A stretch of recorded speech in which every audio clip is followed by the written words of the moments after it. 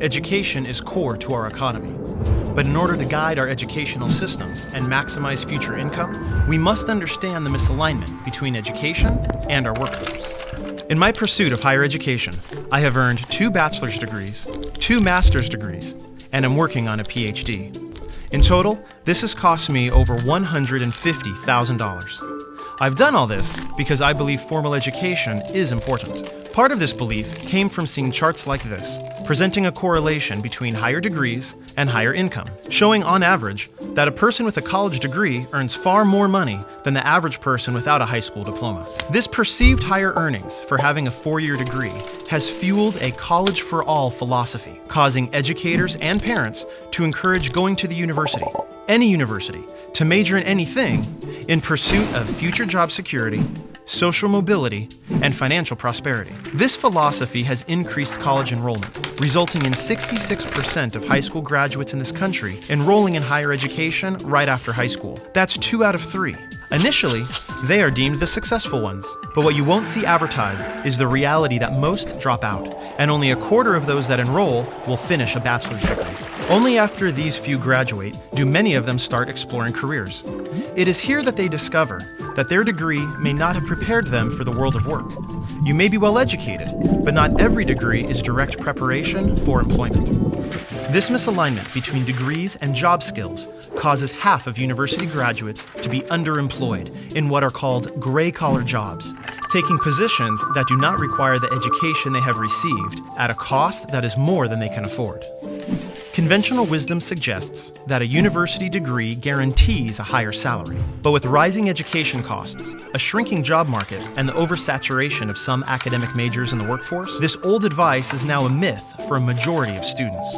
The economy and the world have dramatically changed. Over the last 3 generations, we've gone from 13% of the population stepping into a college classroom to 60% attending some form of higher education. In 1960, when taking into account all jobs in the American economy, 20% required a 4-year degree or higher, 20% were technical jobs requiring skilled training, and 60% were classified as unskilled. But what's the right percentage to meet the labor market demand for tomorrow? In 2018, Harvard University predicts only 33% of all jobs will require a 4-year degree or more, while the overwhelming majority will be middle-skilled jobs, requiring technical skills and training at the credential or associate degree level. A 4-year degree may have many benefits, but think about the people you know who, from an economic perspective, inefficiently spent time and money to get a degree that perhaps they didn't really need for the career they are in. The true ratio of jobs in our economy is 1 to 7. For every occupation that requires a master's degree or more, 2 professional jobs require a university degree, and there are over half a dozen jobs requiring a 1-year certificate or 2-year degree. And each of these technicians are in very high-skilled areas that are in great demand. This ratio is fundamental to all industries. It was the same in 1950, the same in 1990, and will be the same in 2030. The hope for encouraging university education is that as the number of university-trained workers increases, the demand for their services in the workplace will increase as well. Unfortunately, this is not so. The whole pie may get bigger as the labor force and the economy grows, but the ratio will not change. The reality is, there will not be more professional jobs available within the labor market, and some professional jobs have been replaced by technology, or are being outsourced. Well-intentioned attempts to send more and more students straight to the university will not change the types of jobs that dominate our economy, nor will a college-for-all mentality mask these labor market realities.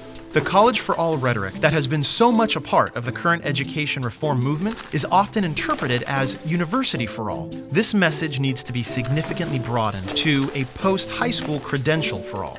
Students at various educational levels have left school without employable skills, setting up our children for failure, costing them and taxpayers millions. All while the labor market is desperate for highly trained, skilled technicians.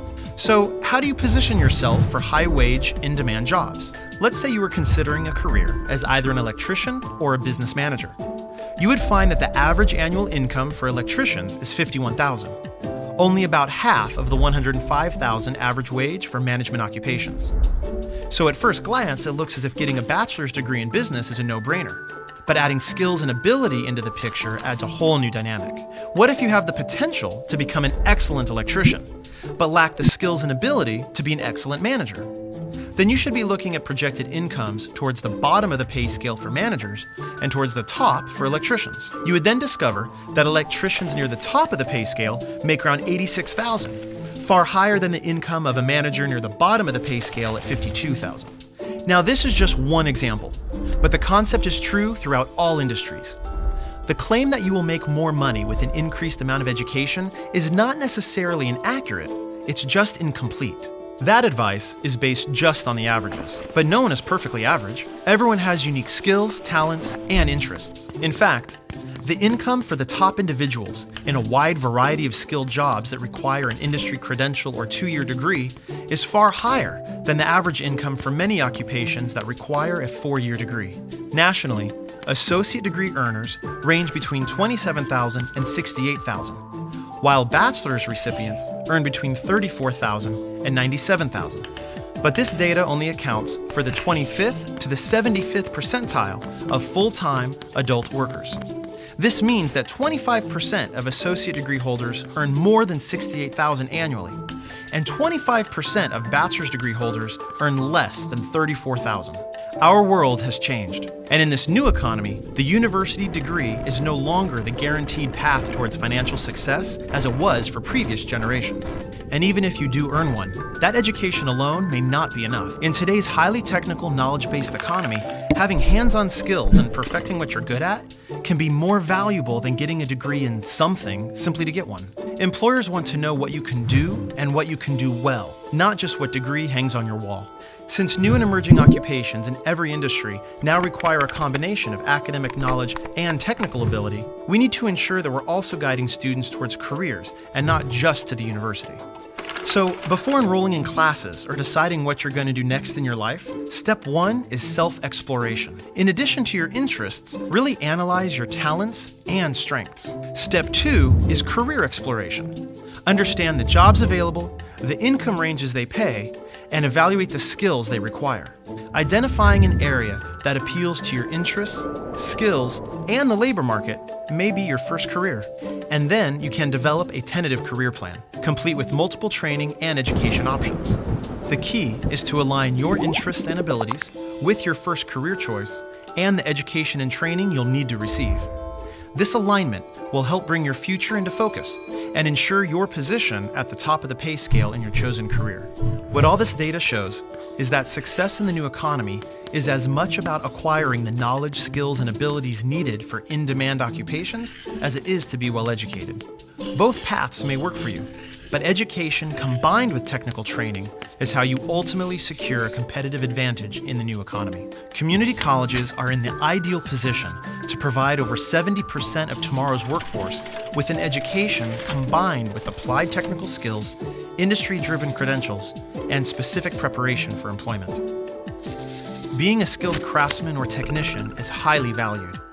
Investments in career education programs in high schools and community colleges will help all students obtain an education which includes technical training and preparation for the workplace. Ultimately, this is how all students can be successful. In the new economy, both education and technical skills are the new currency. Will you be ready?